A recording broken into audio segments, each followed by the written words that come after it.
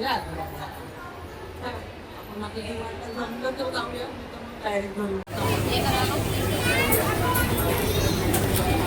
देख लो सही है ना ये और माझी रोजची कामं तर झालेली आहेत.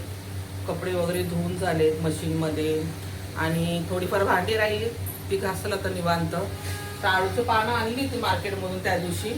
ती एक्स्ट्रा असे मिळतात ना तर मग मी घेऊन ठेवते आणि असे ना ऊब लावून ठेवून देते, उकडून त्याला ठेवून देते मी अशी, जेणेकरून कधी आपल्याला तळून खाता येतात. मला चहा बरोबर खूप आवडतात बरं कधी आळूची पानं खायला. आणि तांदळाच्या भाकरी केल्या किंवा चपाती बरोबर किंवा अशाच खायला मला खूप आवडतं. मी कधीही भेटला ना तर आणते उकडून ठेवते.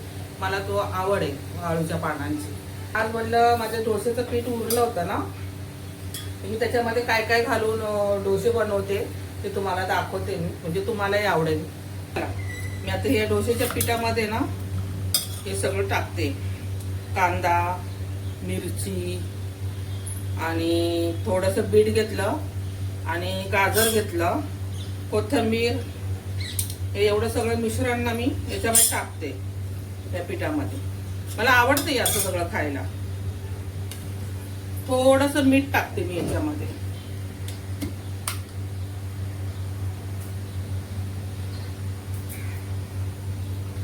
थोडंसं मीठ टाकलं ना तर हे जरा हलवून घ्यायचं. मी आधी पाणी थोडंसं टाकलं होतं याच्यामध्ये. आता हे चांगलं असं हलवून घ्यायचं. हे बघा थोडासा लालसर पिंक कलर येतो, पिंक. आणि असे डोसे ना खूप पौष्टिक पण असतात. हे बघा किती सुंदर कलर दिसतो. आता याचे काय 3-4 होऊन जाते तेवढंच खायला. मला आवडतं असं. मी डोश्याचं पीठ करून ठेवत असते.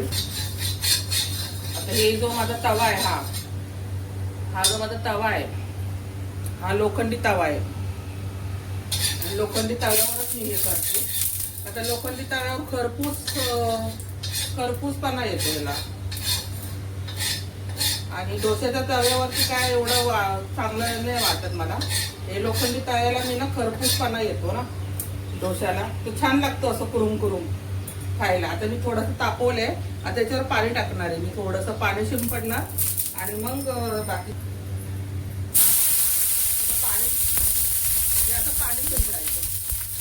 बघा तेल उडून जातो. मग आता हा याचं ना कोटिंग तयार झालं आहे. कोटिंग तयार झालं ना, आता याला परत पुन्हा तेल लावायचं. हे बघा, तर नॉनस्टिकच्या तव्यावर करण्यापेक्षा ना लोखंडी तव्यावर केल्या ना डोसे, उत्तप्पे, तर ते खूप छान लागतात आणि मला ते आवडतात. खरपूस असतात ते. आता हे मी टाकते मिश्रण.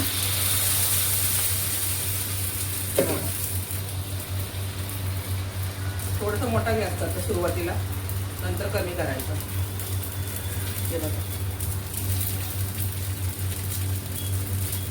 छान खरपूस बनतात आणि खायला खूप छान लागतात ते कुरुम. थोडेसे जाडसरच असलेले बरे. आता गॅस कमी केली मी आणि हे तेल थोडसे बाजूला.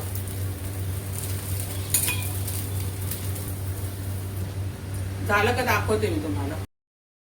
हे बघा झाले 1-2 मिनिटं.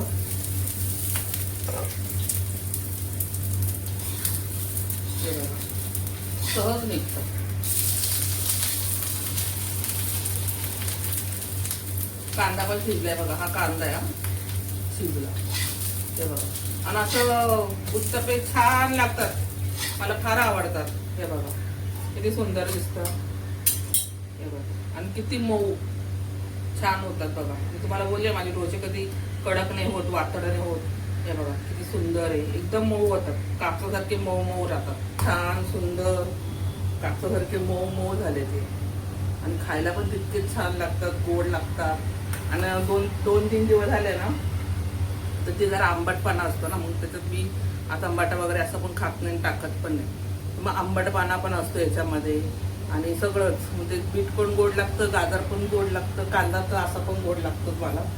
तर ते छान येतं. आणि 1 मिरची टाकली तर थोडं तिखटही लागतं.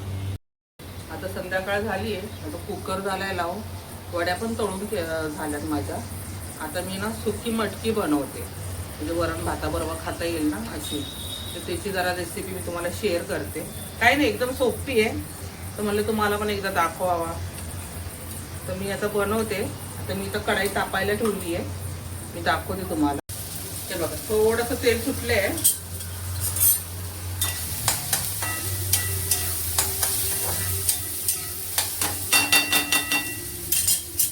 आता याच्यामध्ये ना मी थोडीशी हळद टाकते. पहिला हिंग टाकून घेते.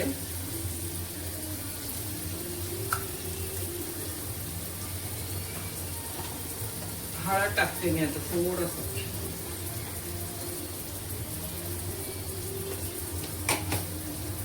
धण्याची पावडर,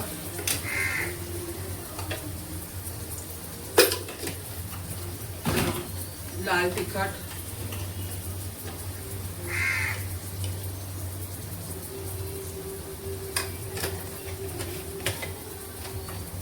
थोडंसं ना चवीपुरती थोडंसं गरम मसाला, चिमूटभर, जास्त नाही,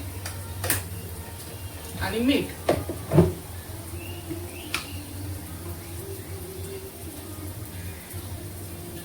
मीठ थोडंसं कमी टाका, का तर कडधान्य आहे ना, तर मीठ असं पकडत नाही, ते जरा सोडतं मीठ, खारट पण लागू शकतं. म्हणून ते कांद्यामध्ये टाकून घ्यायचं मीठ.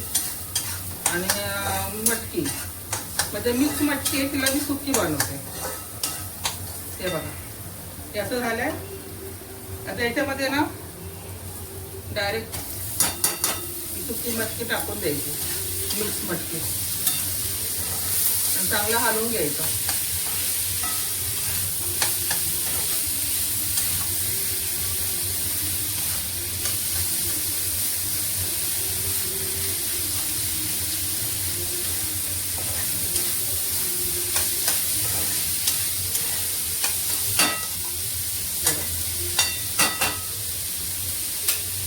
आता याला मी आता छोट्या गॅसवरती कमी करून ठेवते मी.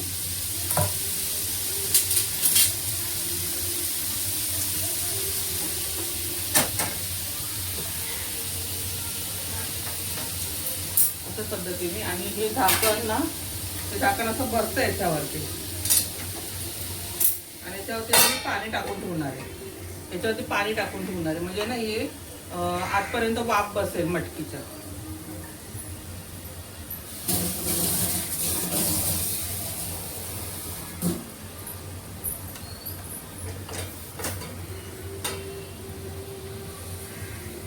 थोडंसं जेवढं जमतं तेवढं. आणि हेच पाणी गरम झालं ना, त्याच्यामुळे थोडंसं टाकून द्यायचं.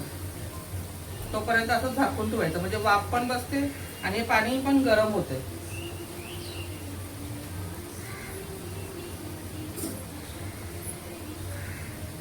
तुम्हाला दाखवते मी नंतर. बघा, आता हे पाणी ना थोडं गरम झालंय. आता हेच पाणी मी याच्यामध्ये थोडंसं ओतणार आहे.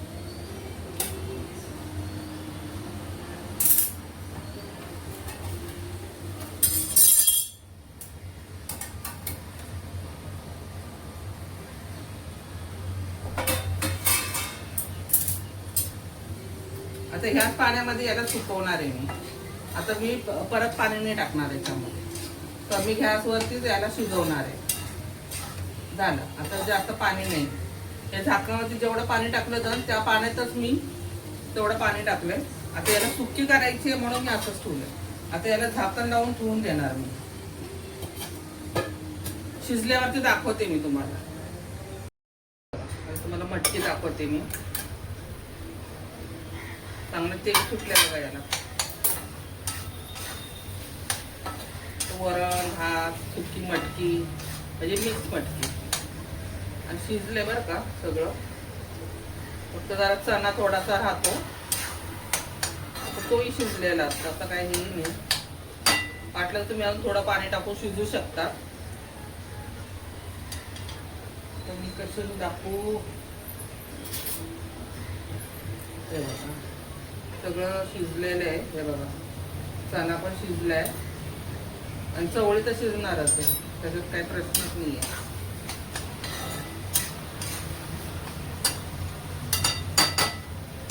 पण मी आता ना थोडंसं अजून गरम पाणी टाकते, म्हणजे याच्यावर झाकण ठेवून अजून त्याला थोडीशी वाफ देईल, आणि मग तुम्हाला प्लेट करून दाखवते मी. तयार झाली बघा माझी मटकी, सुकी मटकी. कधीतरी करून बघा, हे तुम्हाला पण छान वाटेल. आळूच्या वड्या बनवल्यात, चपात्या आहेत खाली आणि वरण बनवलंय.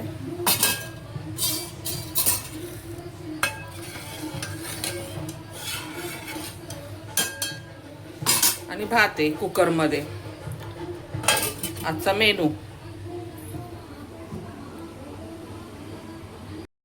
चला मग, आवडलं का तुम्हाला मी मटकी बनवलेली? तुम्ही पण करून बघा.